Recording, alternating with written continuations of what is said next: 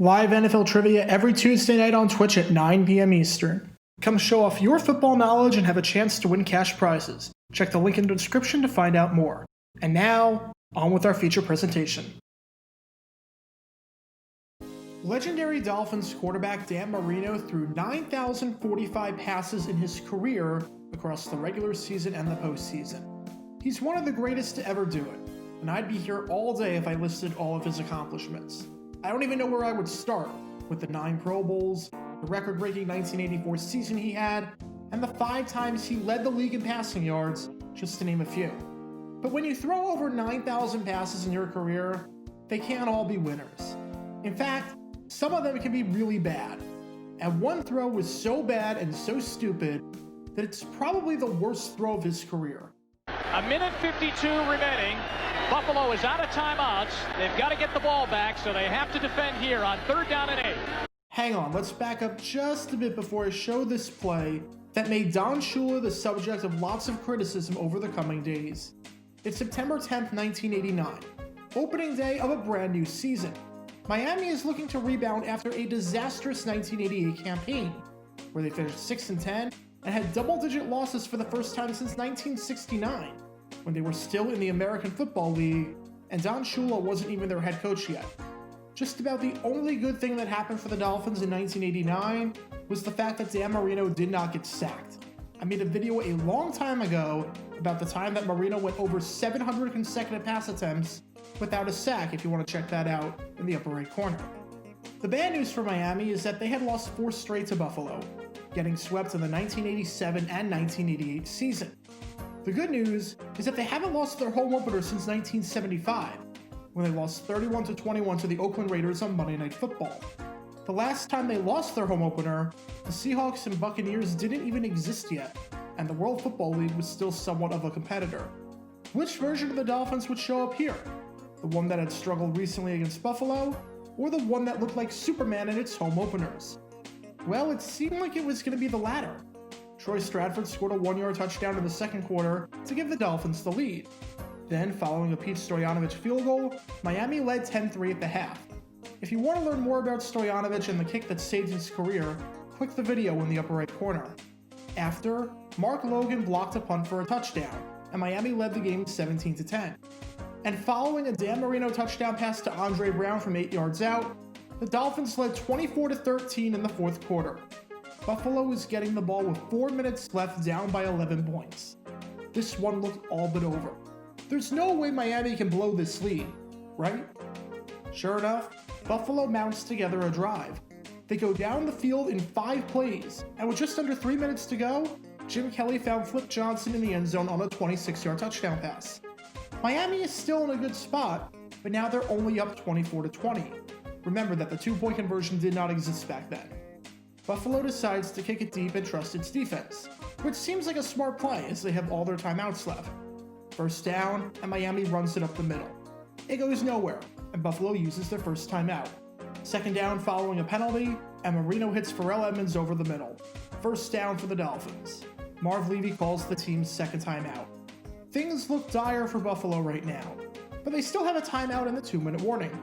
Time to see what Miami's got with a new set of downs. First down, and it's a handoff up the middle that gets stuffed. Buffalo just decides to take it to the 2-minute warning and go from there. Second down, and Marino tries a quick pass.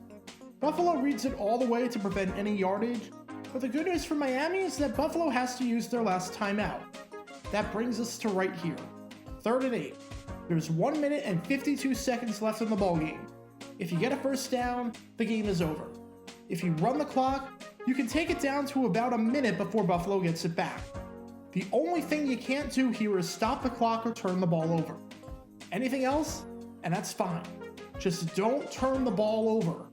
What happens next might not just be the worst throw of Dan Marino's career, but has been called by many as the worst decision of Don Shula's coaching career. Roll the tape.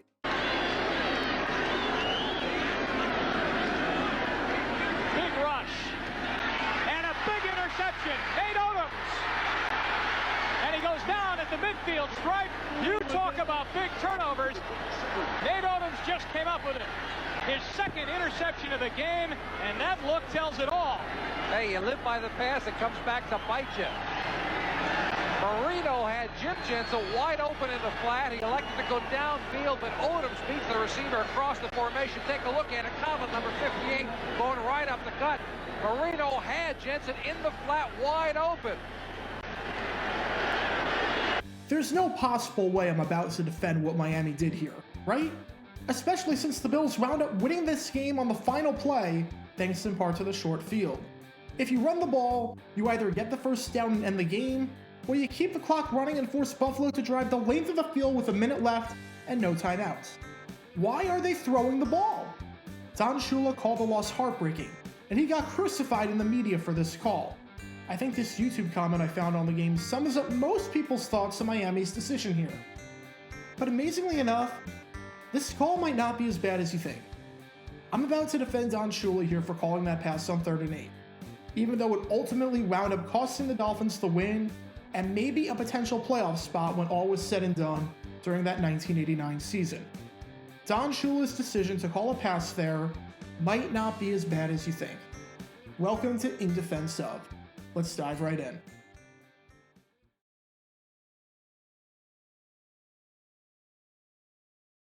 If you've watched episodes of this series before, or have watched any episode of Dumb Decisions, you know that I love looking at things from a risk-reward standpoint. I have no problem with plays if the reward for getting it outweighs the risk if you don't get it. So let's look here at the risk and reward of the alternative that almost everyone suggested, which is to call a run. The risk with the run is that you are not getting the first down. You are giving the ball back to Buffalo. Miami could not get anything going on the ground all game. They had 68 rushing yards on 23 carries, meaning that throughout the game, the Dolphins averaged less than 3 yards per attempt. Miami had just 1 run over 8 yards on the day, meaning that their odds of picking up the first down here were 1 out of 23, or 4.3%. But you might be saying, that's not the main objective when you run the ball in that situation. The objective is because Buffalo has no timeouts, you can kill some time off the clock. Run the ball, kill 40 seconds, then punt it out of bounds or through the end zone, and force Buffalo to drive 80 yards with only a minute left. Getting the first down on the run is a bonus. And that's fair. Here's my problem with that though. Remember what Buffalo did the drive before? They drove the length of the field in 5 plays using no timeouts, and did that in just over a minute. It's not as though Buffalo's offense was bad and couldn't move the ball in a short amount of time. They literally just showed you that they could. Yes, going 80 yards in a minute is harder than going 80 yards in a minute 30, but based on Buffalo's past history just in that game, time wasn't really an issue. By running the ball there, you're not only giving up on getting the first down and ending the game, but you're also giving Buffalo the ball back where time isn't as big of an issue as it might seem. Okay, that's just one game though. Maybe that drive was a fluke. Here's the thing. The Bills have done this before under Jim Kelly, where they drove the length of the field with no time. Here's a game they had less than a year prior in 1988 against the Indianapolis Colts. Down by 17 points with 2:08 left in the first half, the Bills were on their own 2-yard line. The drive ended with Jim Kelly throwing a touchdown pass to Ronnie Harmon from 26 yards out. The drive, which went 98 yards, took a grand total of 7 plays, and was done in 1 minute and 17 seconds. What transpired against the Dolphins that drive before wasn't a fluke. They had done this before fairly recently with their Pro Bowl quarterback, and there was nothing to suggest that they wouldn't have been able to do the same if given the chance here, but starting 30 yards further back. Now it's time to look at the risk and reward of calling a pass. It's obvious what the risk is. You risk having it fall incomplete, or having the pass get intercepted, resulting in a turnover, and resulting in the Bills getting great field position. But was the risk of such a thing happening really that high? Or did Dan Marino just make a really stupid mistake? Number one, there's a major difference between putting your trust in your quarterback and putting your trust in your future Hall of Fame quarterback, who's arguably the best in the game right now. Just look at what happened this past Sunday with Andy Reid letting Patrick Mahomes throw it on 3rd down, in what could be a very similar situation. Call that play with Brandon Allen, and I'm calling you crazy. But call that play with Patrick Mahomes? I got no problem with that. It's the same thing here. Dan Marino was a 5-time Pro Bowler at that point, and was coming off of a 1988 season where he led the league in passing yards. Plus, Marino had gone 25 for 37 through the air during the game, completing over 67% of his passes. Don Shula had every right to trust Marino to not screw this up. His faith on paper was not misguided. You trust Marino to not turn the ball over, especially since Marino has come up in the clutch in similar situations before. And here are just some examples of Marino doing the smart thing in the clutch. The last time Miami was at home was on December 12, 1988 against the Cleveland Browns in a Monday Night Football game.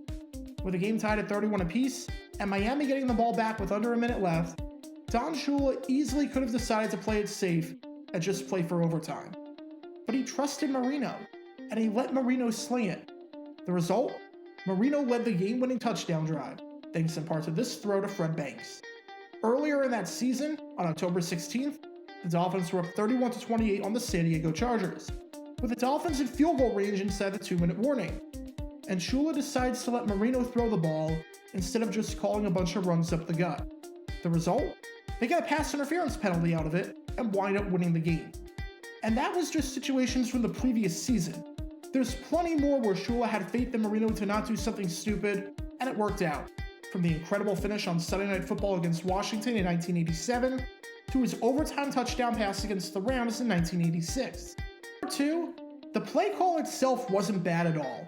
In fact, there were not one, but 2 different guys that Marino could have thrown to here that would have resulted in completions. Jim Jensen was wide open in the flat.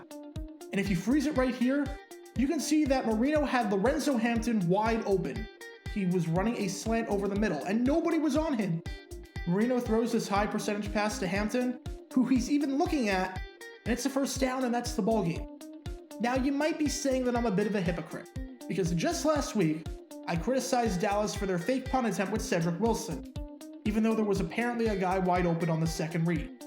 And to that, I say there's a major difference. Cedric Wilson is a wide receiver. To ask a wide receiver on the run to go through his reads and progressions is just an inherently bad play design. On the other hand, to ask Dan Marino, your franchise quarterback, to go through his reads and progressions and hit the wide open guy over the middle is not even close to unreasonable. The risk on a play like this is that your future Hall of Fame quarterback is not going to see the field properly. The reward, though, is that the game is over. You get this first down, and with Buffalo having no timeouts, that's it. You win this game and go to 1-0 on your AFC East rival, and you don't give the ball back to Jim Kelly and that Buffalo offense. In my mind, even though the punishment for the risk is potentially high, the reward for getting it outweighs it. By running it, you give the ball back to the Bills.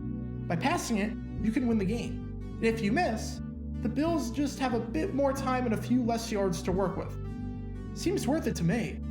If Marino does his job and hits either Jensen in the flat or Hampton on the slant route, 2 high percentage pass plays, instead of trying to fit one into tight coverage by Nate Odoms, this isn't even a conversation. At the end of the day, Miami lost this game for a variety of reasons. 3 yards per carry, 4 turnovers, 8 penalties for 67 yards, allowing Buffalo to gain 5.2 yards per carry. And it goes without saying that poor defense down the stretch is a big reason why as well. This play call by Shula was crucified afterwards, and was considered the main reason why the Dolphins choked their season opener away.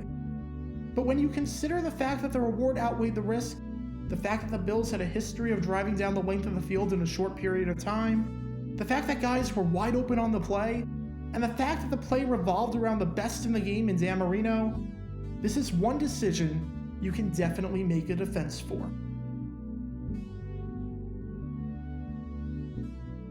Be sure to like this video, ring the notification bell, and subscribe down below if you haven't already, as it helps the channel out a lot. And be sure to check out Twitch every Tuesday night at 9 p.m. Eastern, your chance to play NFL trivia and win cash prizes. Link in the description below. If you want to see videos like this condensed down to 60 seconds, then follow me on TikTok at Gyrogator9 and subscribe to 60-second NFL history on YouTube. Also, special thanks to all of our Patreon supporters for helping out the channel. Your support is greatly appreciated. See how you can become a patron and request future video topics in the description below.